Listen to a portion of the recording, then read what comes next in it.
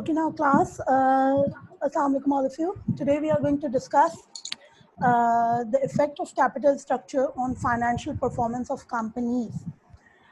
If you do remember, we have discussed the last time, other than the models, we have decided to discuss the project report and the components of project report as well later on. What particular components have we discussed so far in the project other than introduction? Then we moved on towards the nature of commodities. That defines the elasticity and inelasticity of nature of commodities, wasn't it?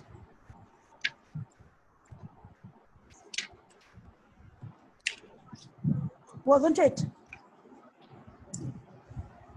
हमने discuss किया Yes, था ma'am. Nature of commodities को, elasticity इनइलास्टिसिटी को, and उसके अलावा फिर हम लोगों ने board of structure, size of board of structure, board of directors को डिस्कस किया था और हमने कहा था कि what is the effect of that particular thing on the performance of companies. ये तमाम चीज़ें हम कर चुके थे. लास्ट टाइम हमने थोड़ा सा रिकॉल किया था, if you do remember. Last time हम लोग थोड़ा सा रिकॉल कर रहे थे. एक तो एनवायरमेंटल एनालिसिस को हमने कहा था, with the changing scenario, with the changing environment, we get to understand better that what is the effect of changing scenario, sudden changing scenario on the performance of companies. ठीक है ना? और उसमें हम लोगों ने कि किस तरीके से हमारे पास नेचुरल एनवायरनमेंट चेंज होता है, डेमोग्राफिक एनवायरनमेंट चेंज हो रहा होता है किस तरीके से, या अभी हम लोग अगर बात कर रहे होते हैं तो पॉलिटिकल सिनेरियोज चेंज हो रहे हैं, economic environment all of a sudden change हो रहा है. But there are a lot of parameters that defines the physical stability of the organisation. Okay Okay, ma'am. So वहाँ पे हम लोग जब बात कर रहे होते हैं तो हमारे पास जो है हमें ये चीज़ें ख़ास तौर पे देखनी होती हैं कि हमारे पास क्या चीज़ें किस तरीके से परफॉर्मेंस को इफ़ेक्ट कर रही हैं. Today we are going to discuss the effect of capital structure on financial performance of companies. हमने ये चीज़ डिस्कस की थी कि हमारे पास इलास्टिसिटी यानी ये कि कमोडिटी की नेचर क्या है, कितनी इलास्टिक है, कितनी इनइलास्टिक है, यानी कितनी बेसिक नीड है और कितनी आपके पास फ्लेक्सिबल नीड है, उसका इफ़ेक्ट किस तरीके से पड़ रहा होता है उसकी एवरग्रीन डिमांड पे, उसकी एवरग्रीन सेल्स पे, and obviously on the stability of the company as well. ठीक है ना? आज हम लोगों का थोड़ा सा जो कंपोनेंट है वो कैपिटल स्ट्रक्चर पे फोकस हम लोग रख रहे हैं. कैपिटल स्ट्रक्चर आप लोगों ने पहले पढ़ा हुआ है. What is capital structure all about? Who is going to tell me? What is capital structure all about?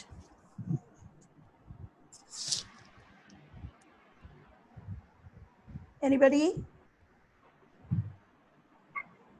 Hello?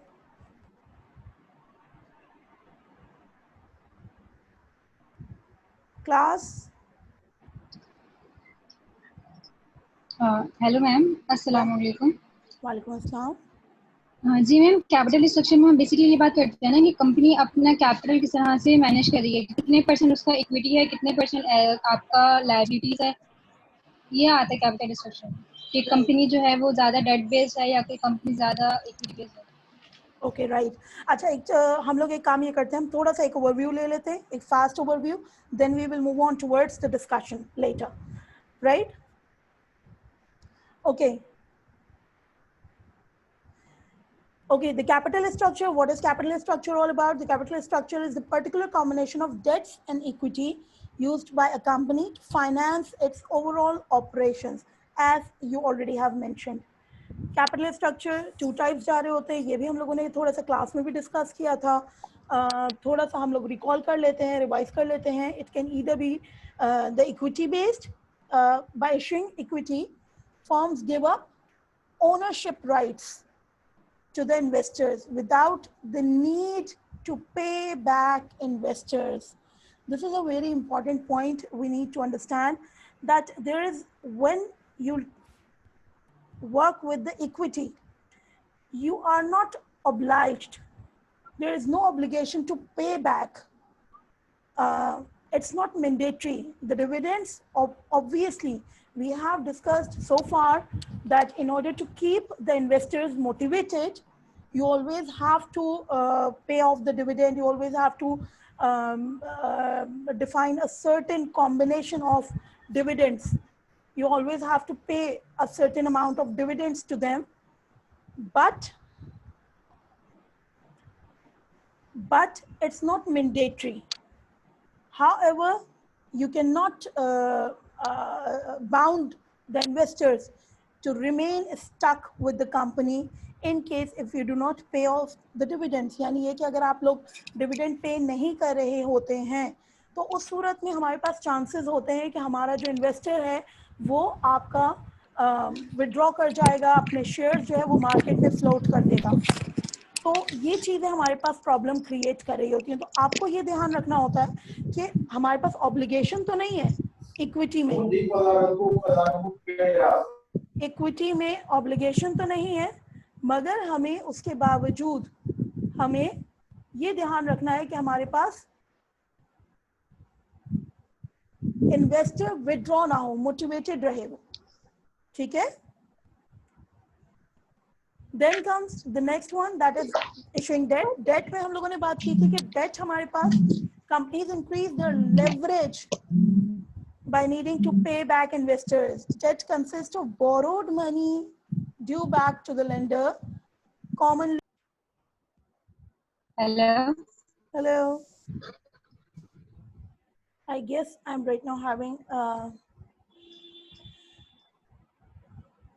Okay. Are we back to the lecture?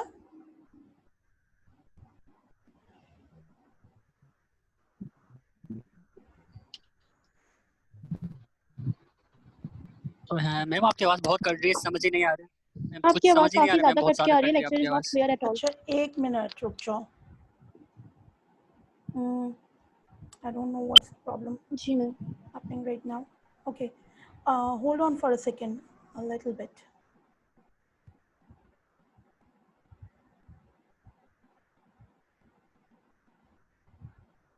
Am I audible now? Hello. मेरी आवाज आ रही है बच्चे? Hello.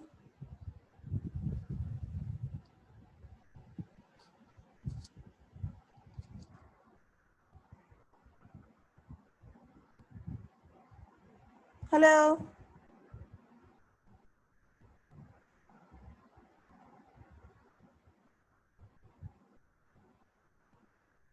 बच्चे मेरी आवाज आ रही है?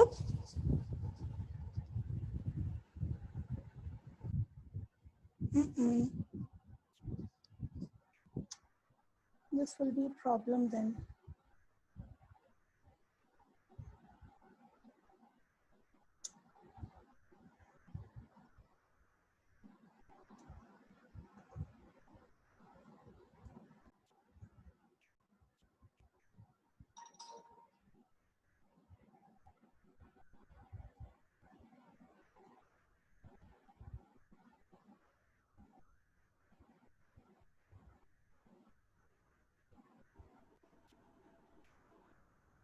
हेलो. Hello ma'am. जी मैम. अच्छा अभी मेरी दरमियान में आवाज नहीं आ रही थी? मैम आ रही थी, आपकी आवाज हमें आ रही थी अभी. when I was asking just a moment ago, आवाज आ रही थी मेरी? Yes ma'am. हमें जी मैम आ रही थी. But unfortunately I was unable to get back. Yes ma'am आ रही थी आपको. अच्छा मुझे मगर आपकी आवाज नहीं आ रही थी ना. Am I audible to you now? अब आवाज आ रही है? जी ma'am. Okay. Yes ma'am. We won't be having any further more disturbance now. अच्छा थोड़ा सा स्क्रीन आप लोगों के साथ सबके साथ शेयर हो रही है? Yes ma'am. ओके. अच्छा टाइप्स ऑफ कैपिटल स्ट्रक्चर्स थोड़ा सा हम लोग फास्ट लेके चलते हैं. अच्छा फास्ट लेके चलने के अलावा हम लोग एक काम और करेंगे बच्चे कि instead of taking 20 minutes gap can we continue the lecture? Yes ma'am. ठीक है ना. फिर हम लोग 5:30 तक इकट्ठे ही जो है बिफोर असर हम लोग वाइंड अप कर देंगे। क्लियर है? Okay ma'am. ठीक है, is there any problem? No ma'am. Okay, ठीक है। टाइप्स ऑफ कैपिटल स्ट्रक्चर्स की जब हम बात कर रहे थे तो हम लोगों ने बात की थी कि ओके सही है, इक्विटी के जो हम लेकर काम कर रहे होते हैं, so the directors, the company is not bound to pay back to the investors in the form of dividend. However, in order to keep them motivated, they always fix a combination of dividend and reserves. हमने ये चीज़ पहले discuss की थी कि company जो भी अपनी retained earning होती है, जो भी नेट इनकम होती है ऑफ द ईयर, उसका एक पर्टिकुलर पोर्शन आपका रिजर्व्स में रखती है और एक पर्टिकुलर पोर्शन अपना डिविडेंड में पे बैक करती है। अगर वो पे बैक नहीं कर रही होगी तो उसका नतीजा ये निकलेगा कि हमारे पास इन्वेस्टर डीमोटिवेट होना शुरू होगा, और इन्वेस्टर डीमोटिवेशन के नतीजे में हमारे पास you never know that your shares start floating in the stock market. तो उसमें आपको ये केयरफुल रहना पड़ता है। दूसरी चीज़ हम लोगों ने बात की थी डेट, उसमें डेट कैपिटल स्ट्रक्चर में हमारे पास क्या था? Companies increases their leverage by needing to pay back investors, consist of the borrowed money due back to the lender, commonly with interest expense. That is the most common definition. We have started so far. We have studied before as well. With the debt, we know very well that there is always a concept of leverage associated, degree of leverage associated. What is leverage then? हमारे पास पहले तो हम ये थोड़ा सा combinations को बात करें। हमारे पास like this is one of the capital structure. it's not necessary that we keep we know very well company assets, the blue, dark blue, navy blue portion shows the company assets that is equal to the light blue, the combination of light blue and the peach color that reflects the debt and equity portion of the capital structure. Can you see can you all see? Yes ma'am. हमारे पास इसमें नज़र आ रहा है कि जो figure है उसमें हमारे पास दो डिफरेंट कैपिटल स्ट्रक्चर्स हैं। कंप्लीट सर्कल में 50% हमारा एसेट्स को रिफ्लेक्ट कर रहा है। As we know all know accounting equation ये कहती है asset is equals to liabilities plus owner's equity. So the liability portion is reflected by sky blue color, the light blue color, and that is reflected by the pink color, and owner's equity is reflected by light blue color. In first case, with 40% debt and only 10% equity, that reflects high leverage capital structure. And in case of 40% light sky blue color showing 40% equity and 10% debt, that shows low leverage capital structure. Low leverage capital structure. अब इन दोनों में difference क्या है? What is leverage all about? जब हम लोगों ने leverage की बात की थी तो हमारे पास एक चीज़ ये खास तौर पे आ रही थी कि leverage gives you the multiplier effect. In case जब हम लोग बात कर रहे थे, फॉर एग्जांपल हमने अभी जैसे हम लोगों ने लास्ट स्लाइड में भी डिस्कस किया कि इक्विटी में you are not bound to pay back cost of capital whenever you take the money. there is an associated cost of capital. Cost of capital is always associated with the borrowed money. जब हम equity की बात करते हैं तो equity में हमारे पास बहुत लिमिटेड डेट की बात करते हैं तो हमारे पास बहुत लिमिटेड अमाउंट होता है जो हमारे पास इंटरेस्ट की फॉर्म में as a return as the cost of capital जा रहा होता है। जबकि जब हम इक्विटी की बात कर रहे होते हैं तो इक्विटी में ओवरऑल प्रॉफिट्स शेयर हो रहे होते हैं। ओवरऑल प्रॉफिट्स का परसेंटेज कॉस्ट ऑफ कैपिटल की फॉर्म में शेयर हो रहा होता है, जिसमें हमारे पास लेवरेज इफेक्ट को कम कर देता है। Are you getting? Is it clear? No, ma'am. Okay, if it's not clear, you just have to mention it now. हमारे पास देखो, जब हमारे पास एक हम लोगों ने बात ये की थी कि हमारे पास कैपिटल स्ट्रक्चर है. Let's say if I am saying that I started a business with 1 lakh rupees. I have discussed the example in the class as well. If I have started a business with 1 lakh rupees, and if overall the 100% capital structure is based on the debt, यानी 1 lakh पूरे के पूरे मैंने क्या किए हैं, loan पे लिए हैं. By the end, for example, अगर मैं बात कर रही हूँ, I just got to have let's say 50,000 profit, whereas the amount was borrowed at the interest rate of 10%, यानी 1 लाख का जो इंटरेस्ट रेट था वो मेरा 10% था. तो अगर मैं प्रिंसिपल को छोड़ के बात करूं तो मुझे जो प्रॉफिट है उसमें से कितने की in the form of interest sharing करनी पड़ेगी?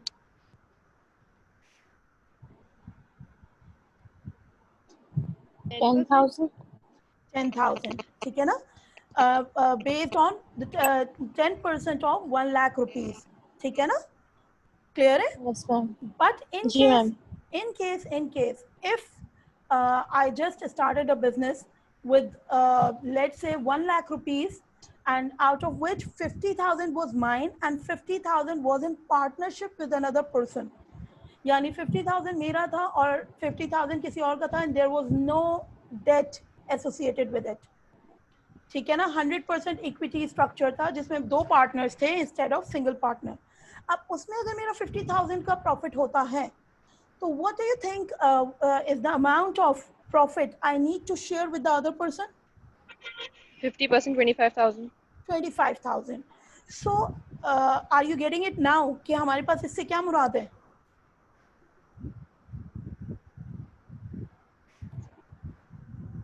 मैम, इस पे जो है वो शेयरिंग आ जाएगी. अगर हम 50-50% जो है वो किसी साथ पार्टनरशिप पे करते हैं तो जो है वो ज्यादा शेयर करना पड़ा है, जबकि अगर जो है पूरा डेट पे करते हैं तो फिर इंटरेस्ट बेसिस पे, क्योंकि इंटरेस्ट का रेट इतना नहीं होता, तो फिर जो है वो प्रॉफिट की शेयरिंग कम होगी उसमें.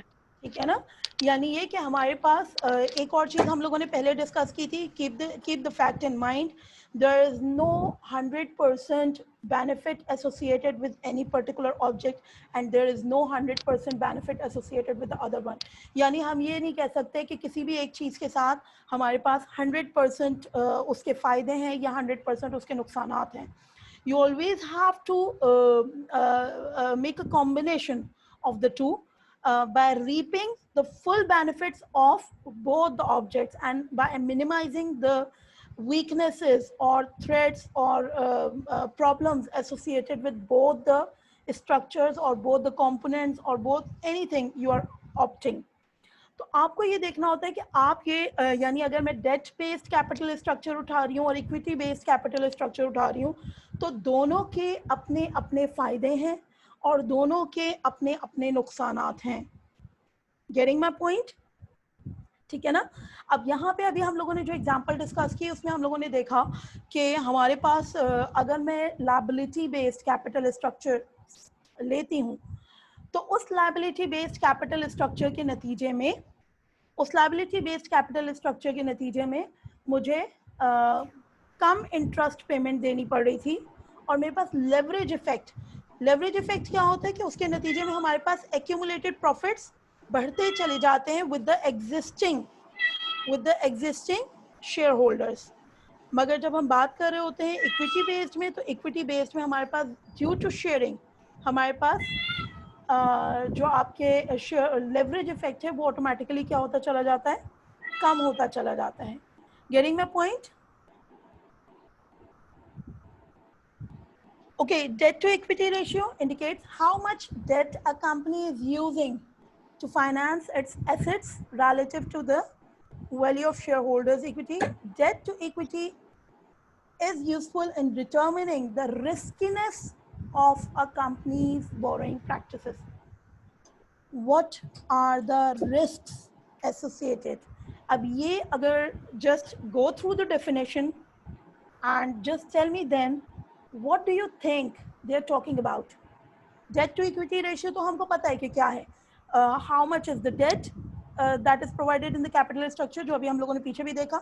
यहाँ पे अगर मैं देख रही हूँ तो हमारे पास 100% capital structure में से 80-20 का हाई लेवरेज में 80-20% है, यानी 80% डेट है और 20% इक्विटी है.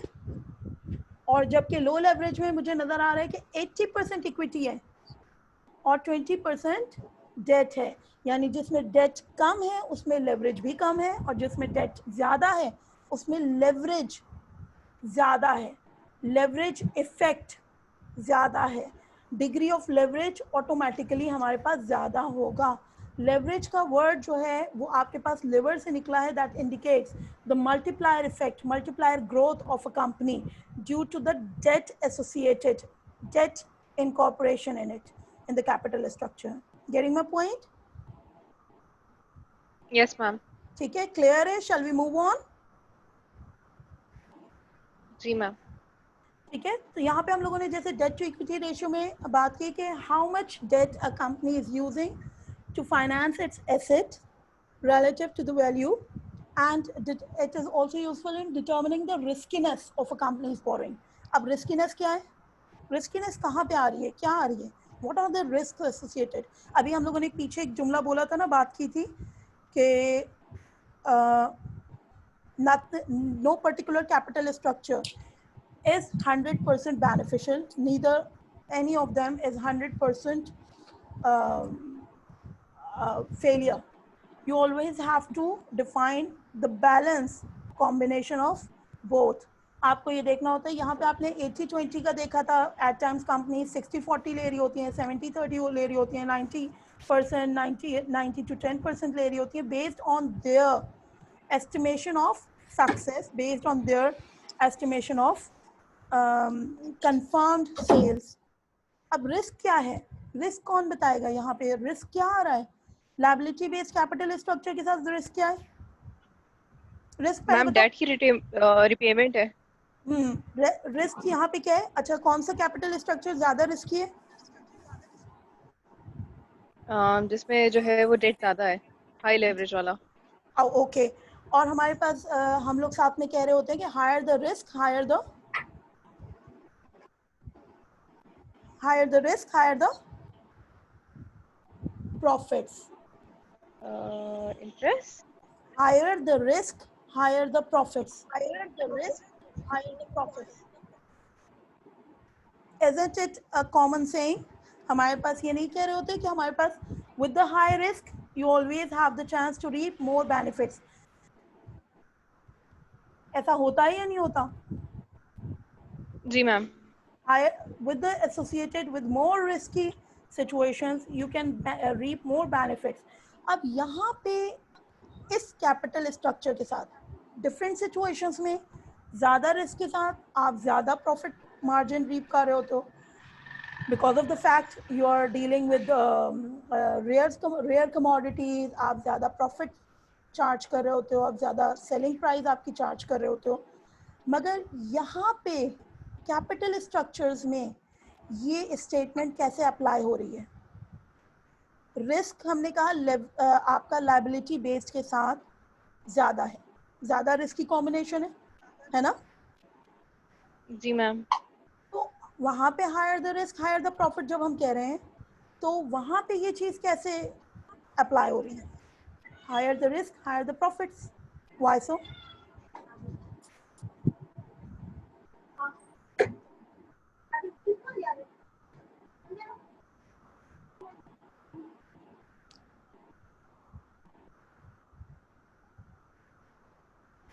मैम इसको इस तरह से एसोसिएट किया जा सकता है कि डेट भी तो जो है वो कहीं ना कहीं से आ रहा है, कहीं ना कहीं से जो इन्वेस्टमेंट के लिए भी लोग तैयार हैं, तो उनको भी उसके अंदर कोई ना कोई पोटेंशियल दिख रहा होता है. That's why higher the risk higher the profit. मगर पोटेंशियल की एस्टिमेशन तो एक्चुअली आपने करनी होती है ना, क्योंकि इन्वेस्टर्स को मोटिवेट तो आप ही कर रहे होते हो, तो वो तो फिर आपके एंड पे है. इसका मतलब फिर वो आपके जो इन्वेस्टर्स हैं they are more visionary, they have more strategic potential to keep an eye on the market instead of you, वो तो फिर आपके end पे ज़रा सी वो आ जाएगी। मगर एक simple सा अभी just recall the facts we have discussed right now। अभी हम लोगों ने ये बात की।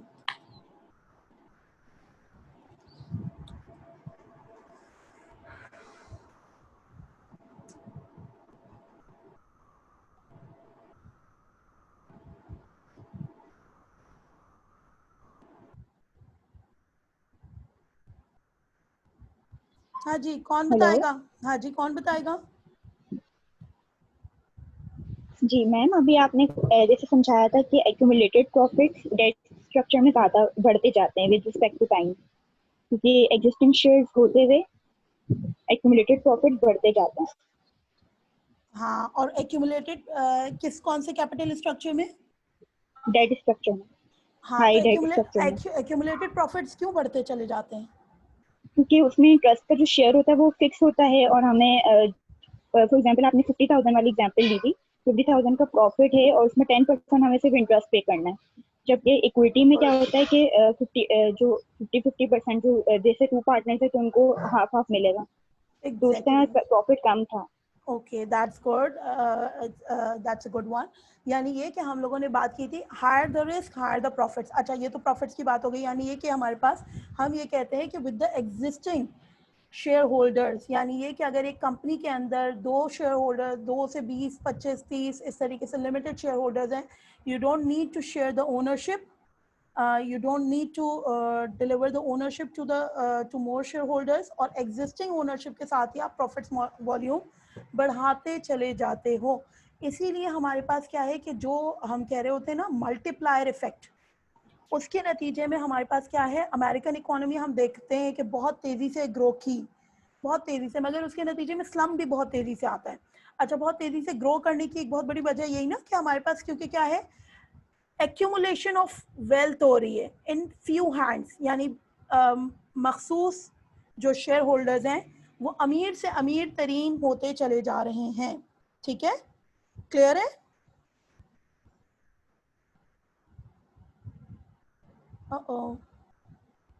I might have moved on towards some wrong option।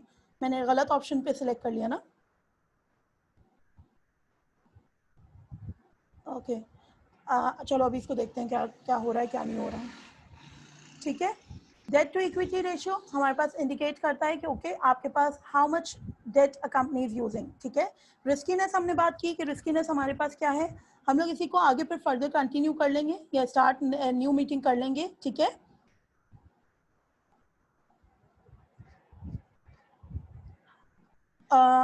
Date to equity ratio में रिस्क हमने जब बात कर रहे हैं तो रिस्क हमारे पास क्या है, रिस्क हमारे पास ये है, रिस्क क्या है, प्रॉफिट्स तो हमने डिस्कस कर लिए, प्रॉफिट्स एक्यूमुलेशन होती चली जा रही होती है, फ्यू शेयर होल्डर्स के हाथों में हमारी वेल्थ क्या हो रही है, एक्यूमुलेट होती चली जा रही है, वो स्ट्रॉन्ग होते चले जा रहे हैं। ठीक है ना,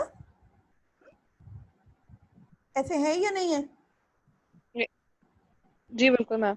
ठीक है, मगर रिस्क क्या है?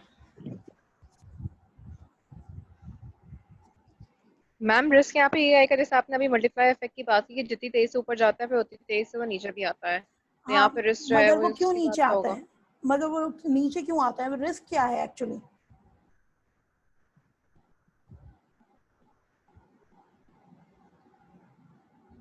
Ma'am basically hello ma'am, basically debt structure की अगर हम बात करते हैं तो उसमें होता ये है कि अगर प्री मेच्योर क्लेम्स करने के लिए अगर आपके डेट यानी कि आपके जो क्रेडिटर्स हैं वो आ जाते हैं तो रियल प्रॉब्लम बेसिकली ये होती है। जैसे कि लीवर ब्रदर्स का इशू हुआ था 2007 का, जो फाइनेंशियल क्राइसिस यूएस में आया था, उसके रीजन यही था कि एक मार्केट में पैनिक फैल गया था कि भाई बैंक्स के पास शॉर्टेज हो गई है कैश की वगैरह वगैरह, तो सब लोग अपने डिपॉजिट लेने चले गए थे। तो इट इज वेरी ऑब्वियस कि वो इन्वेस्ट हुआ होता है और फॉरेन से इन्वेस्टर निकाल के वापस नहीं दे सकता। सो ये डिफॉल्ट रिस्क प्रीमियम बेसिकली इसको बोलते हैं कि सारी फिर ऑर्गेनाइजेशन डिफॉल्ट हो जाती हैं अगर उनके डिपॉजिटर्स या जो भी इन्वेस्टर्स हैं वो पैसे लेने अचानक आ जाएं डेट से पहले।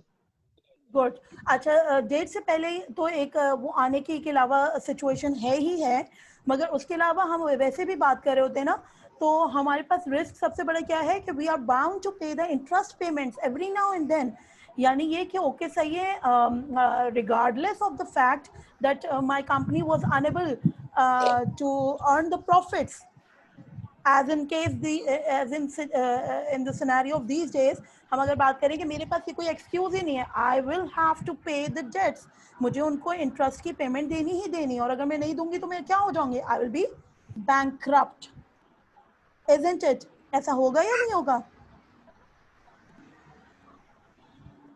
यस मैम होगा।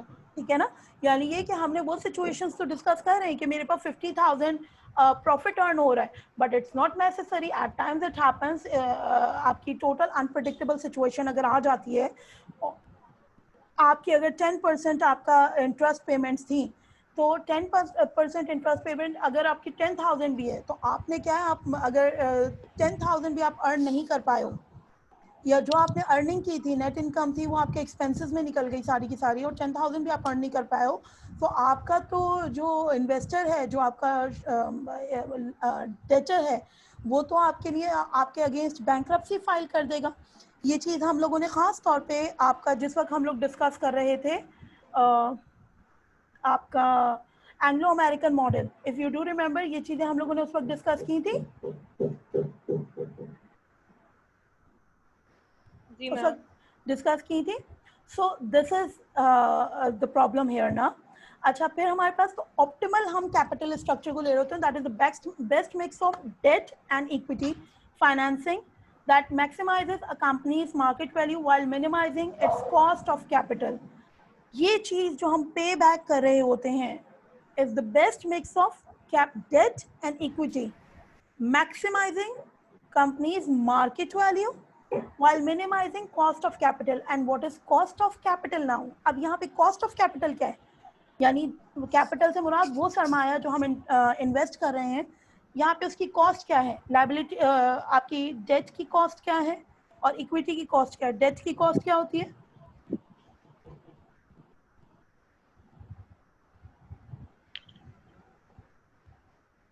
इंटरेस्ट। एग्जैक्टली, इतना डर के क्यों बोल रहे हो? डेट की हमारे पास कॉस्ट क्या होती है? इंटरेस्ट, ठीक है ना।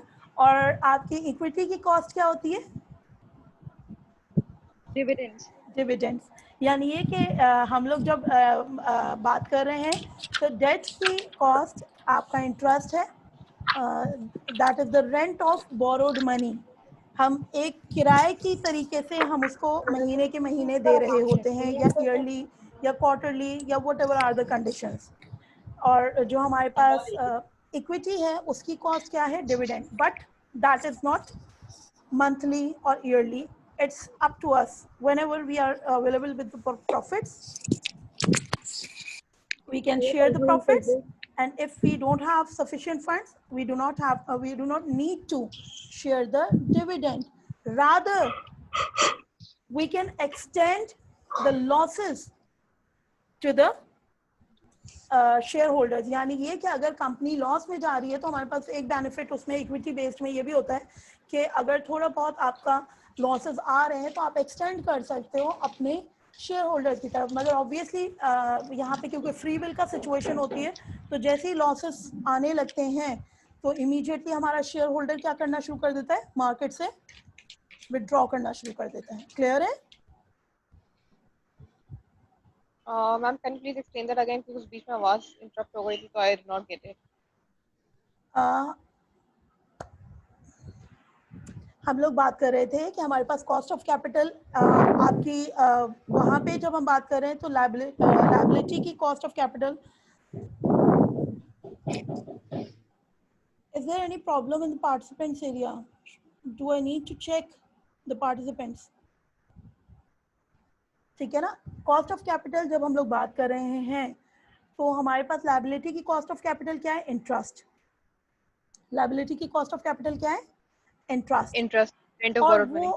That is the rent of borrowed money that needs to be paid either monthly, either quarterly, either semi-annually or either annually. Annually. ठीक है ना, हमें वो पे करनी होती है।